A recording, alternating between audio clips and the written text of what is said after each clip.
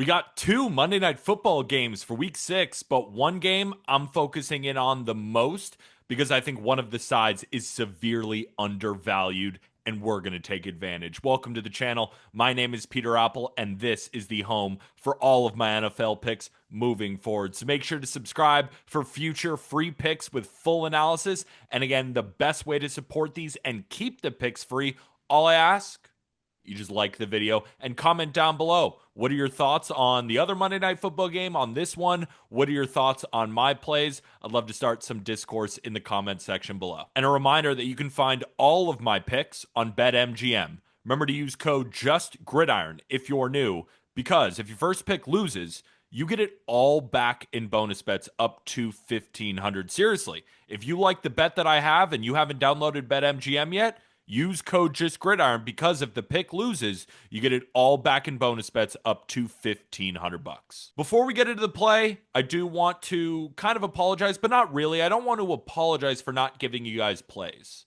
because if I don't like something, I don't want to force it.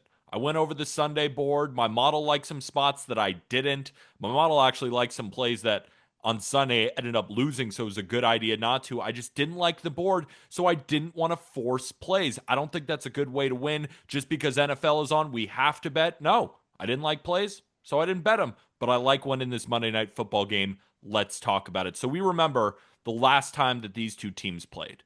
Bears traveled to Washington to face the Commanders in a low-scoring battle, which ultimately ended on a Hail Mary from Jaden Daniels, securing an 18-15 win.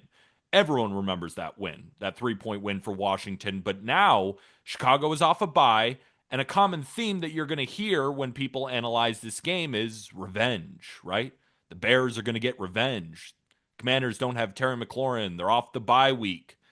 But in this game, I actually think the Commanders are going to show that they should have won that first game by a lot more. When we look back, games should never have even been close. The Commanders outgained the Bears by 180 yards. Caleb Williams played terribly, and Jaden Daniels threw for over 300 yards, about 328, I think, if I remember correctly, with a touchdown. Bears had a lot of success running the ball in that game, and they kept it close because of that. I don't think this is the same Bears rushing attack, and I don't think they'll have as much success in this one as they did the last time, because the rushing attack stinks. It's a significant liability.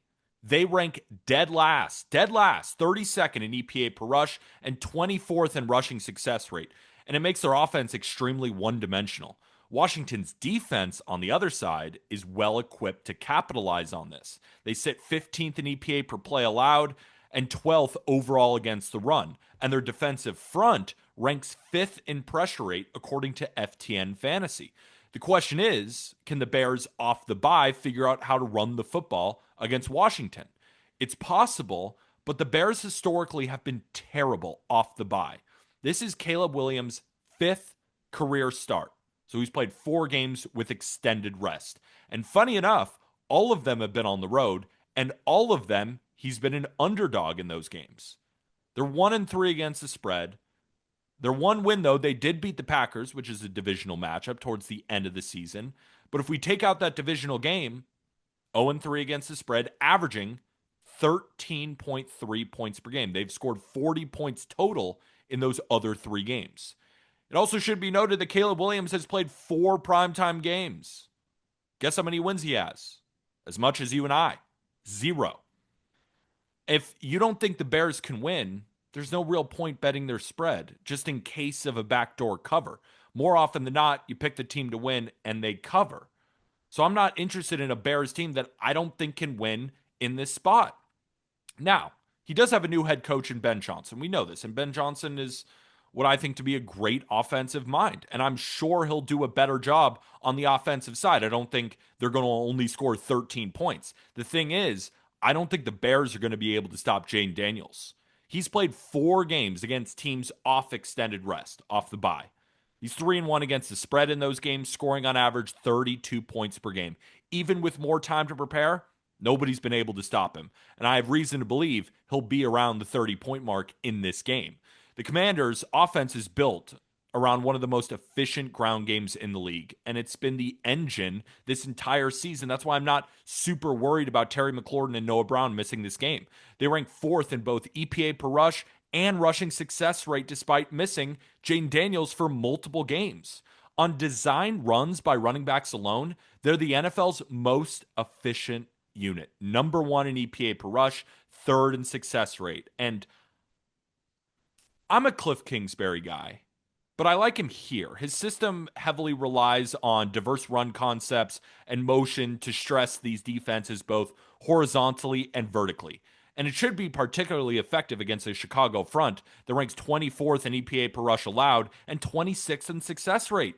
Even if Daniels in the passing game continue to show some inconsistency, which they've shown this year, especially against man coverage where they're only averaging 4.7 yards per dropback, Washington's ability to consistently stay ahead of the chains on the ground and create explosive plays with weapons like Bill Krosky Merritt put them in a prime position to just control the game script throughout. Sustained, clock chewing drives combined with splash plays. Say that 5 times fast. Out of the backfield should be the theme for Monday night because the Bears' defense is terrible. It's terrible. Point blank, period. They've allowed a 50% success rate this season. The only teams worse, Dolphins, Cowboys. Chicago enters this week off a bye, off a narrow win against Vegas. Still, the rest advantage, I don't think is going to be enough to combat that. Washington is the clearly better team at home. And I love this narrative. Jaden Daniels was picked one slot behind Caleb Williams in that last game, 18-15. You don't think he wants to show why the Bears made a huge mistake here? I think he does. And Washington is coming off an emphatic road victory over the Chargers and Jaden Daniels' return, and their strengths align perfectly with the Chicago Bears' weaknesses. Commanders should be able to dominate time of possession with a relentless, efficient rushing attack, opening up opportunities for explosive plays down the field while keeping Caleb Williams and company on the sideline. Meanwhile, the Bears' inability to run the football makes their offense, I think, predictable and vulnerable to one of the league's best pass rushes, most disruptive at least.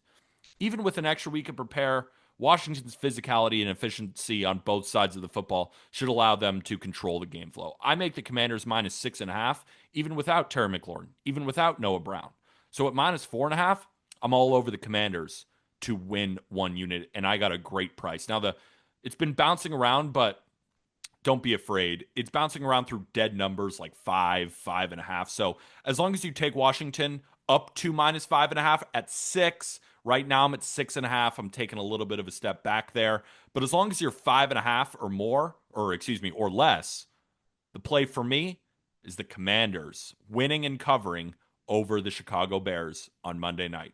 Hopefully you enjoyed this big time breakdown. And the best way, again, to support, all I ask you, just comment down below, and make sure to subscribe for future picks, as this channel is 100% free. But we just have to remind ourselves, it's not gambling advice.